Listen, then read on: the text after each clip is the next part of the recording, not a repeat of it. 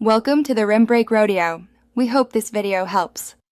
To start your quest, focus on gathering hearts, which are essential for buying new items and powerful subweapons.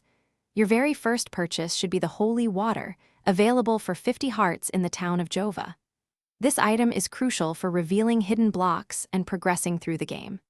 Additionally, make sure to buy an oak stake. You will need it to destroy the orbs holding Dracula's scattered remains. Your main objective is to collect all 5 of Dracula's body parts, hidden within the game's mansions. The white crystal is another vital item, as it allows you to see invisible platforms and secret passages, making exploration much easier. For combat, prioritize upgrading your whip. Aim for the Morning Star or, ideally, the powerful Flame Whip, which significantly boosts your attack power against tougher foes. The game features a dynamic day-night cycle. During the day, enemies are weaker, but at night, they become stronger and drop more hearts, which is great for farming currency.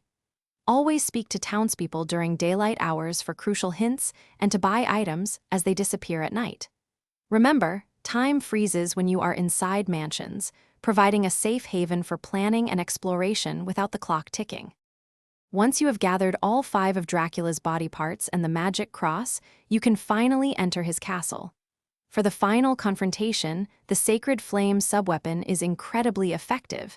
It can stun-lock Dracula, making the battle much simpler. To secure the best ending, strive to complete your quest within 8 in-game days. Good luck, and may your whip be strong.